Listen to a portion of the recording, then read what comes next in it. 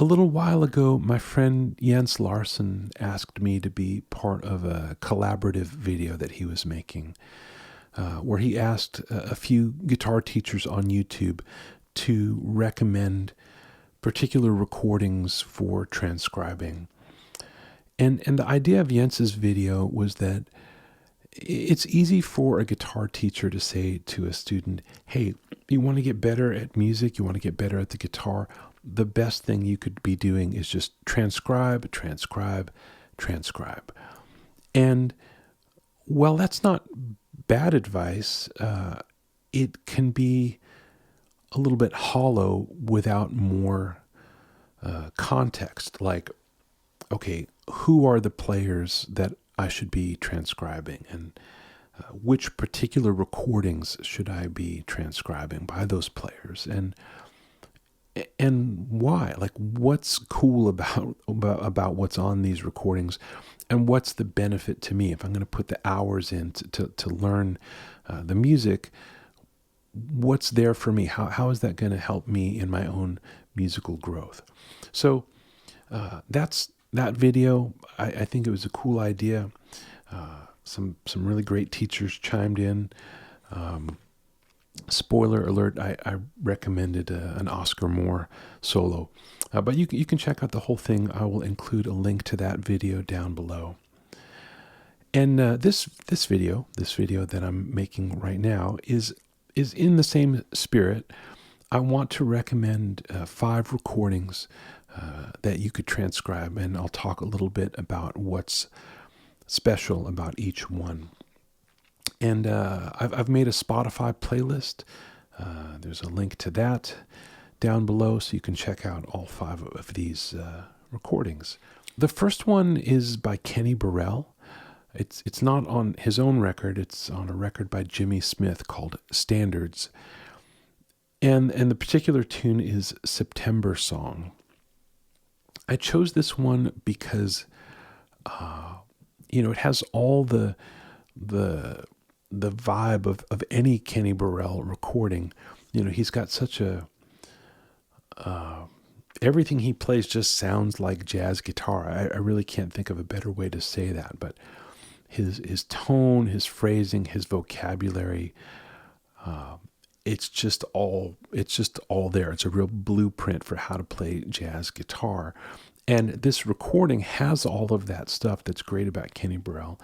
But because it's a ballad, because it's moving at a slower pace, it's a little more accessible than some of his other recordings that might move a little quickly for some people's ears if you're new to transcribing and new to jazz.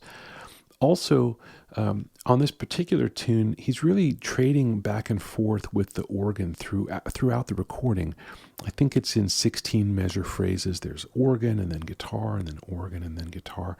So while sometimes a recorded solo might go on and on and on, and that can be intimidating, when you're first starting out, like, oh wow, I've got to transcribe this thing and it just goes on and on. This isn't like that. There are these short chunks, and you could learn a lot just by studying just one of these, and of course you could learn more by studying all of them. But I think the relative brevity of each guitar break makes it fairly accessible. So check that out.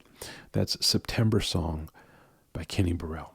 The next recording I'm recommending is Wes Montgomery, perhaps the most iconic jazz guitar player of all time. And it's a song called Trust in Me from his album A Day in the Life. Again, this is a ballad.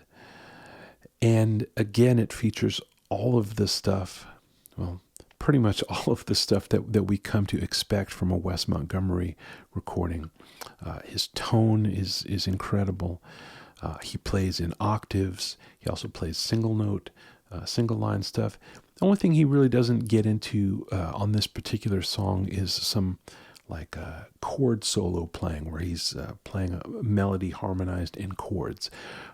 But you do get the octave stuff, and in this case, he plays the melody of this tune in octaves.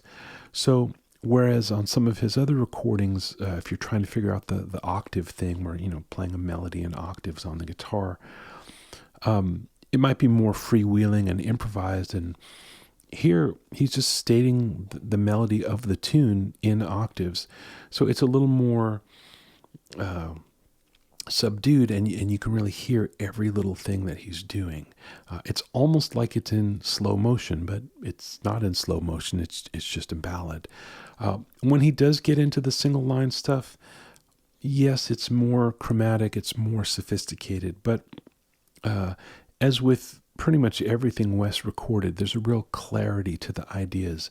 So if you can get the first couple notes of a line, it's pretty easy to follow it through to the end.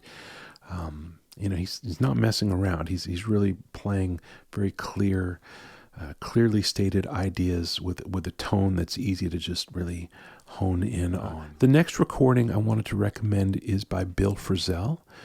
It's his rendition of Cannonball Rag from an album called Guitar in the Space Age. Now, what I like about this, first of all, it's just really fun. Sometimes when we get into jazz guitar, the studying is very serious, and that can lead to a feeling of seriousness in the playing. But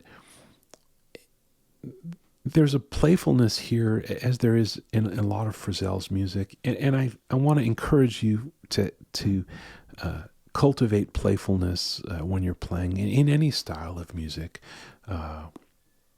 and in particular in jazz.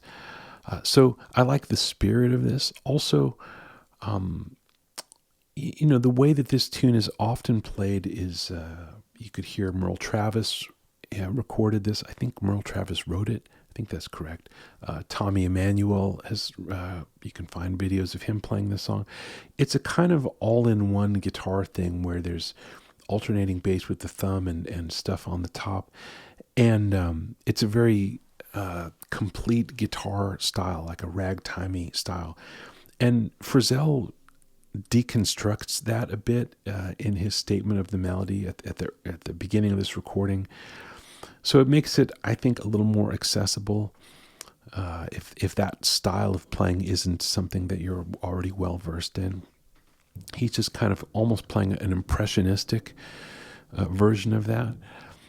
And then when it gets cooking, he's playing very in very kind of conversational way with the pedal steel guitar player on this record, who his name is Greg Leese.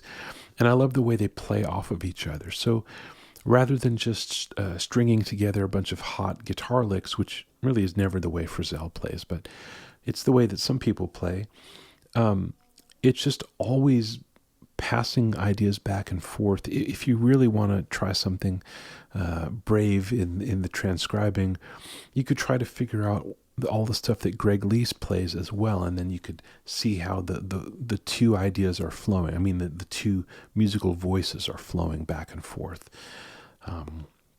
So that's Cannonball Rag by Bill Frisell. The next thing I wanted to recommend is Gábor Szabó's recording of Breezin. Breezin is a tune that's most well known from George Benson's recording. That was a hit record for him. But I'm recommending Gábor Szabó's recording. First of all, it was recorded first, so just historically, I wanted to recommend it for that reason. But also, I love how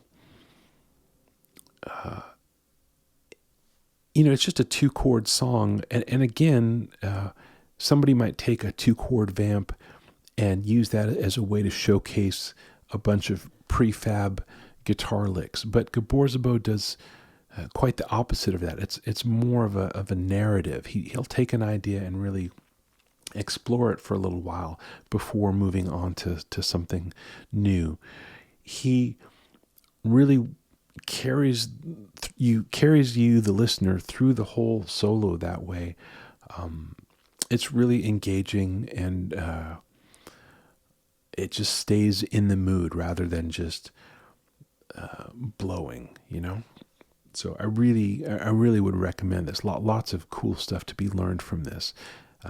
And, all of the other things I've recommended here have more chord changes in them.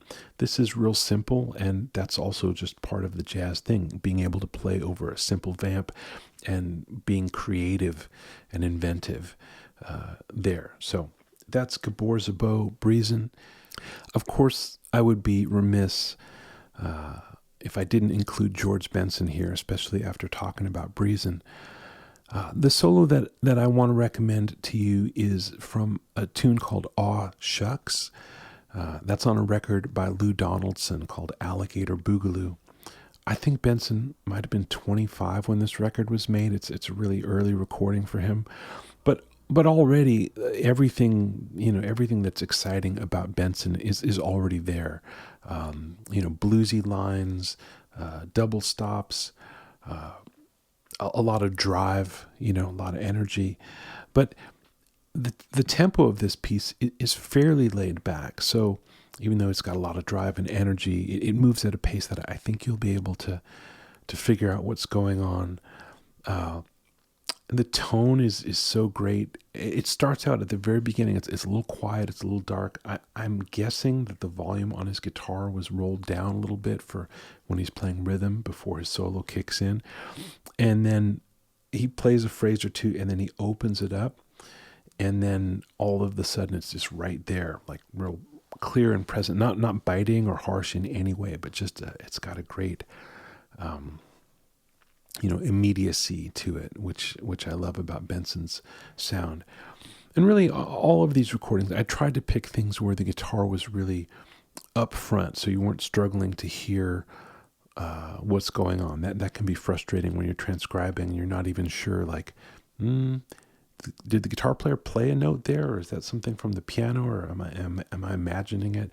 I think with all of these, there won't be that won't be an issue. So I hope you'll have fun at least listening to listening to these tunes. Again, there's a link to the Spotify playlist down there. I'm curious to know if there are tunes that you have found really fruitful to transcribe, things that have benefited you in your own musical growth. And if you want to share those, you can put those in the comments down below. If you like this video, make sure that you like it. I hope that you'll subscribe to the channel and share it.